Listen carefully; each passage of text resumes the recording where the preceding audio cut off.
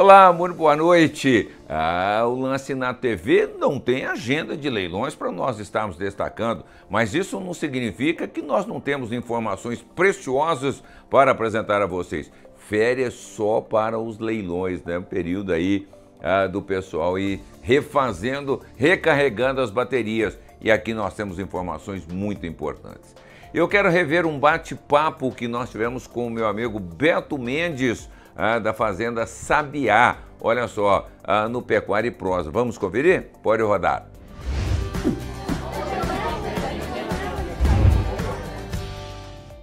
O Pecuária e Prosa de hoje traz um convidado muito especial, né?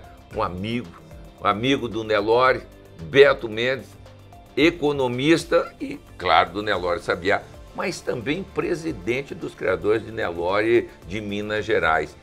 Beto, aliás, em off eu te perguntei o seguinte, mas economista, como é que ele vai parar no Nelore? Tá certo, tem a questão familiar, mas tem muito mais do que isso. Você disse, a hora do programa eu te conto. Tá na hora. Obrigado pela sua presença. Prazer é todo meu estar aqui no Canal Rural, que é uma segunda casa aqui para Sabiá. Estamos juntos, acho que desde o comecinho, né, dos trabalhos do Canal Rural, fazendo os nossos leilões.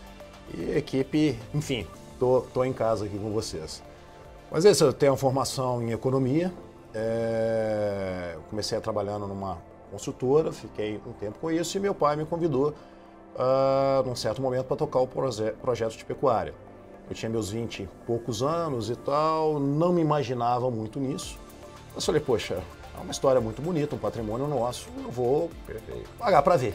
Sem dúvida. E nos primeiros 2 anos, um certo estranhamento ali na vida rural, no meio. E eu falo que eu era uma pessoa extremamente urbana, nas exposições e tal, mas não era muito envolvido. E eu sou a prova viva que o Nelore, ele tem uma mística, assim, ele tem algo muito especial, porque quando eu dei por mim, eu acordava e dormia pensando em gado. E falando de Nelore, sem dúvida nenhuma. Sim. Agora, você tem, claro, nessa sua trajetória, várias etapas e vem também a questão da sucessão familiar, tal, mas essa vivência, o que você pôde levar da sua atividade como economista para dentro da propriedade, para dentro da administração da raça e da propriedade? Olha, na verdade, a minha experiência como economista foi muito superficial. Então, a Sabiá e a atividade que deram contribuições à minha formação profissional. Eu fui para lá bastante jovem e aprendi muita coisa, né? Assim, a Sabiá, vou fazer 51 anos esse ano, a Sabiá faz 52, enfim, eu nasci nisso, mas foi através do dia a dia da fazenda e através da convivência com outros pecuaristas, indo nas exposições, nos leilões, aonde eu deixei de ser o Beto Mendes para passar a ser o Beto da Sabiá. Que é o que todo mundo trata, né? Sim. Raras às vezes, Roberto Mendes, é o Betinho da Sabiá. Pronto, já sabemos com quem que nós estamos lidando. Agora, Betinho, essa sequência de trabalho, você me diz o seguinte, bom, aprendi bem mais, eu vou tirar a experiência da Sabiá para a minha vida em particular, como economista, mas esse resultado é o seguinte, ele expressa a junção daquela experiência da sua família, como criador, não sei o quê, a sua vivência como economista, mesmo que com pouca experiência. Também eu vou ir um pouco mais atrás, que foi na criação, na fundação da Sabiá, para o meu pai, que era um empresário do ramo de construção pesada, que não tinha qualquer experiência no meio da pecuária. Perfeito. A Sabiá está ali às margens do Lago de Furnas. Meu pai adquiriu a propriedade, a princípio era para lazer, assim, a gente fez a barragem e o dique de Capitólio ali da represa. E como era uma propriedade grande, ele falou, nossa, eu tenho que tornar ela viável de alguma forma. E a empresa, que é a Mendes Júnior, a gente já tinha uma atividade de pecuária nela. Ele começou a criar, junto com o Ronaldo Bonifácio, que foi nosso gerente, nosso amigo, é nosso amigo até hoje. Ele fez a base do gado Sabiá, comprou, a princípio, 150 filhas do Schumacher lá no comecinho da década de 70. E foi ele quem trouxe essa visão porque só eram, naquela época, eram os grandes pecuaristas tradicionais, o seu Torres, o seu Rubico, o Celso Garcia Cid, Zé Luiz Niemeyer, Adir, essa turma que estava no Nelore, à frente do negócio. E ele trouxe um conceito empresarial em termos de organização, de manejo de negócio, não manejo de fazenda. Marketing, que era uma coisa, como eram poucos detentores de genética, o marketing já estava pronto, né? Exatamente. E em 5 anos, vamos lembrar numa época onde não se existia a FIV, nem a transferência de embrião, nós fomos o melhor criador de Uberaba. E fundamos o Noite dos Campeões, que é hoje o leilão mais tradicional do Brasil. Acho que vai para a 36ª ou 8ª edição. E trouxe esse coisa de folder, de glamour nos leilões. Então, assim, essa contribuição do meu pai, e vamos lembrar na minha mãe, Dona Ed, que é muito conhecida no Nelore, os primeiros leilões eles eram feitos em arquibancada, e aí tinha um balaio com pão de queijo, cerveja e tal. A minha mãe falou assim, minhas amigas do segundo vão sentar na arquibancada. E fez aí as mesinhas com arranjo de flor. E começou a mudar. Começou a fazer a gente gastar dinheiro, na verdade. Então vou fazer o seguinte, então essa prosa nossa vai render muito. Muito obrigado.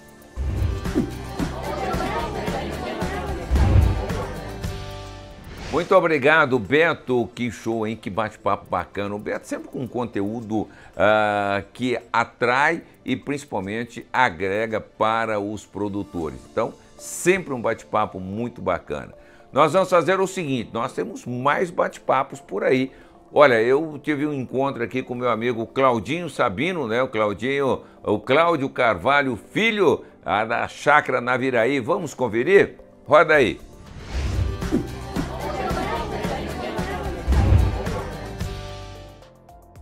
E o Pecuária e Prosa de hoje traz em destaque esse grande criador que é o Cláudio Carvalho Filho.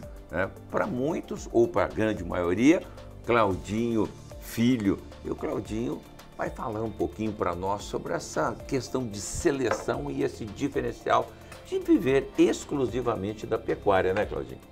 Pois é, Deva, na Naviraí a gente já é a 4ª geração aí de pecuaristas, inclusive de melhoradores, né?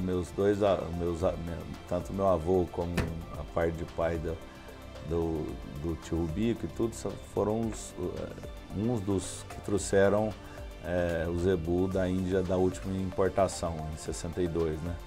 Então a gente está aí há muito tempo no mercado de melhoramento e a gente só vive hoje, a gente não tem outra atividade, eu falo muito.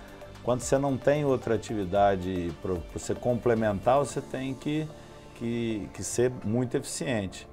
Eu acho que a genética, quando você vive dela e ela tem que pagar a sua conta, você tem que ter uma visão muito complementar, uma visão muito maior dela, e com isso você ganha eficiência no seu melhoramento genético. Né?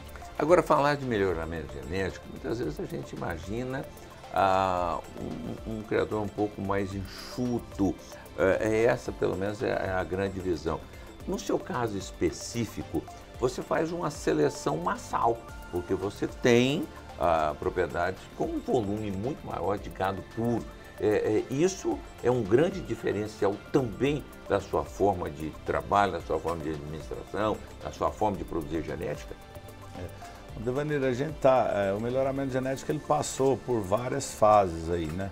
Pra você ter uma noção, a gente começou a inseminar em Naviraí, no Mato Grosso do Sul, em 72. Então, hoje, vamos falar, as características genéticas, as DEPs, as avaliações genéticas, as genômicas, as tecnologias são muito grandes. Mas eu falo muito que a complexidade do melhoramento é muito maior do que só a genética em si, as avaliações genéticas, os números em si, né? Então, eu falo assim, ainda os índices zootécnicos e a estação de monta é o motor do nosso melhoramento genético, né? É o grande norte. É o grande norte. Então não adianta nada. O que a gente percebe é que talvez essas vacas eficientes, essas vacas que parem todo ano, você pega lá, eu estou cansado de ver no meu próprio rebanho, uma vaca que pare aos 24 meses, que tem um intervalo entre parto aí de 370 dias, 380, 360 dias, e que desmama um bezerro aí de 220, 250, 210 quilos aí, que está lá há 6, 7 anos no rebanho, e ela talvez é uma vaca que é top 20. O que a gente vê é que não é só porque o touro é um top 01 que é o melhor touro para o seu rebanho ou para o seu sistema de produção. E não é ele que talvez vai dar essa vaca que é tão eficiente, porque essa vaca sim paga a conta. Então acho que esse diferencial da gente viver da pecuária, a gente tem que, você vê a Naviraí hoje, nós temos várias atividades. Nós temos uma atividade de melhoramento genético, que coloca genética no mercado através de touros, sêmen, embrião, fêmeas e tudo. Nós temos um pouco de pecuária de corte, a gente presta serviço de boitel lá em Mato Grosso, a gente pega boi para engordar num boitel que a gente tem, então, ou seja, a gente tem confinamento. A gente produz feno para terceiro. Então a gente tem várias atividades dentro de uma. E eu acho que essas atividades ensinam a gente. Por exemplo, eu vejo lá, eu tenho um parceiro meu que manda, que o ano passado eu devo ter matado dele 2.000 animais. Perfeito. Você pega animais da mesma fazenda, que vem da mesma fazenda, do mesmo gado, dele, foi recriado da mesma forma e ele é mandado para o confinamento da mesma forma. Aí na hora do embarque eu gosto muito de estar lá olhando na balança. Você vê animais, muita diferença, assim, você vê animais de 80 quilos de diferença. Então isso é genético, porque o ambiente desse animal é mais ou menos o mesmo. Isso é genético. Então você começa a tirar a conclusão ali, ó, puta, 80 quilos aqui no confinamento, esse animal ganhou 300, 400 gramas a mais aqui dentro do confinamento. Você calcula no resto da vida dele, porque no confinamento ele ficou 120 dias. Então você vai aprendendo, como é que é o ágio do bezerro. Então, por exemplo, as avaliações genéticas, elas têm que ser olhadas de uma forma muito mais complexa, ela tem que ser olhada num todo da estação de monta. Maravilha de conversa.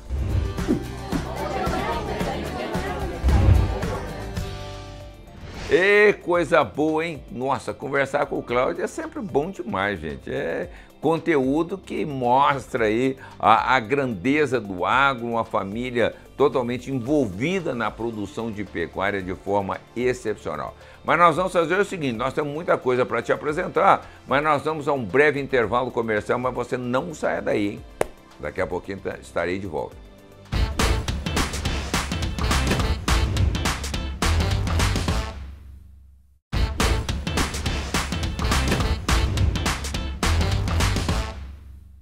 Bom, eu te disse que o intervalo nosso seria rapidinho, né? É bem curtinho, igual o coice de porco, viu, gente? Mas olha só, e tem mais pecuária e prosa, tem mais essas prosas bacanas que a gente sempre recebe aqui no Lance na TV. Vamos conferir agora esse bate-papo com o Henrique Pinheiro Queiroz, ele que é da Queiroz Assessoria, falando sobre pecuária leiteira. Olha que assunto interessante. Pode rodar.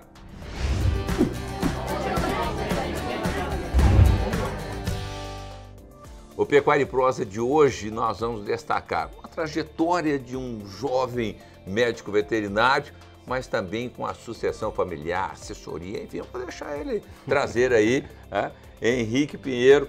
Primeiro, meu amigo, muito obrigado por estar aqui. Prazer todo aqui. Pecuária e Prosa é como uma prosa de curral, um lugar bom para a gente conversar. Bem né? gostosa, bem gostosa. Tudo bom, Demir? Para mim, com certeza, um grande prazer estar aqui com vocês hoje e contar um pouco, né, da nossa história, da nossa paixão, amor pela pecuária leiteira e principalmente pelo gileiteiro. Você vem de uma escola fantástica, né? Eu sou Queiroz Pinheiro. Eu sou a terceira geração, na verdade. O trabalho com gileiteiro começou com meu avô e aí meu pai assumiu esse trabalho. Eu tenho mais 2 tios que ainda criam também no interior de São Paulo E agora não, já tem, esse ano vão completar 17 anos que a gente está com a propriedade em Uberaba, na qual eu fui para terminar a faculdade e montar a propriedade em Uberaba. Então é uma longa história, gostosa, apaixonante, que faz cada vez mais a gente acreditar no direitinho. E é essa nossa ideia, Henrique, de compartilhar com o nosso telespectador essa história de um jovem que vem de família de produtores.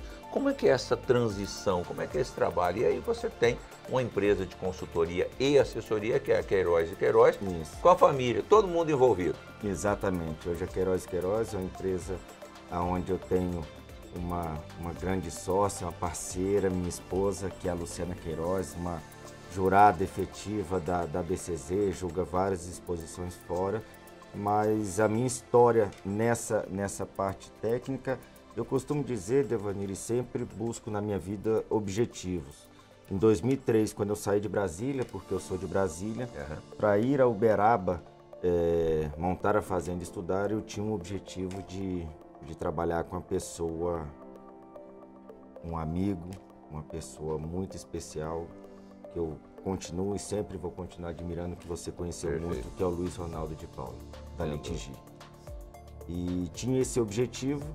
Em 2008, um dia eu mexendo, já estava terminando a parte de estágio final da faculdade. Tô lá mexendo com gado, fazendo um trato na baia, tudo. Quando eu olho para cima assim, tá o Luiz Ronaldo e meu pai. Falei, Luiz, o que você veio fazer aqui? Eu vim te buscar para trabalhar comigo. Falei, não brinca não, eu vim te buscar. Vamos? Eu falei, eu tô pronto. E aí começou, sabe? Foram praticamente 5 anos de muito aprendizado, uma amizade tremenda, uma presença junto com a família dele espetacular, com a Carla, com a Valesca, com a Bibi, com os pais do Luiz, com a senhora Lúcia e com o senhor Ronaldo, e realmente foi uma experiência inesquecível. E com tudo que aconteceu, eu já tinha saído da empresa por questões pessoais, retornei a Brasília para estar mais próximo do meu filho. Eu tenho um campeãozinho de 10 anos lá em Brasília. E nesse meio tempo eu comecei um trabalho bem interessante, bem direcionado na parte técnica e na parte de preparo de animais para torneio. E aí comecei, fizemos algumas recordistas mundiais em torneio. A primeira foi a Cassiana Lambari, inesquecível. A primeira matriz de leiteira a ultrapassar, na verdade a primeira matriz zebuína a ultrapassar os 70 quilos de leite, que foi a Ampola Fiv Jabaquara, foi um animal manejado não só por mim, eu não posso deixar de falar do Zé Carlos, que é meu braço direito e meu braço esquerdo também, que fica lá na propriedade em Uberaba. E tinha uma amizade muito grande já com a Luciana e admirava muito o trabalho dela. E aí um dia surgiu a Queiroz & Queiroz. Que maravilha! E aí vieram os leilões, vieram os trabalhos e esse ano completam 12 anos nessa atividade de leilão, de assessoria técnica, de acompanhamento e cada vez mais acreditando no gileiteiro. Bom, todo esse trabalho do GIR, quais são os próximos passos? O que está deslumbrando aí para 2020, para os próximos? Então, o que a gente vem trabalhando muito forte agora é a parte do genoma. Mas eu tenho um pensamento, e a gente conversa muito com as pessoas da associação, um fortalecimento do PNMGL, que é o Programa Nacional de Melhoramento do Gileiteiro, com o teste de progênio.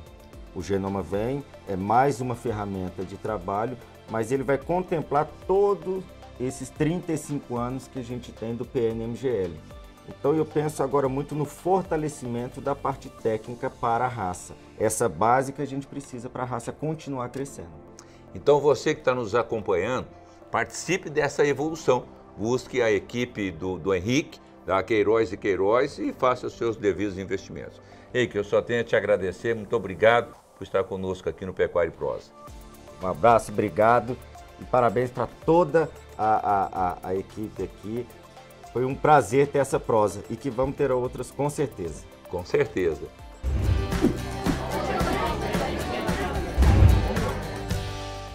Aí o Henrique sempre com um conteúdo bacana, a força do giro leiteiro, a força da pecuária nacional. Então, muito obrigado mais uma vez, Henrique, e que 2022 nós possamos tê-lo aqui com bastante frequência e trazer sempre esse conteúdo que agrega para o produtor, principalmente o produtor de leite.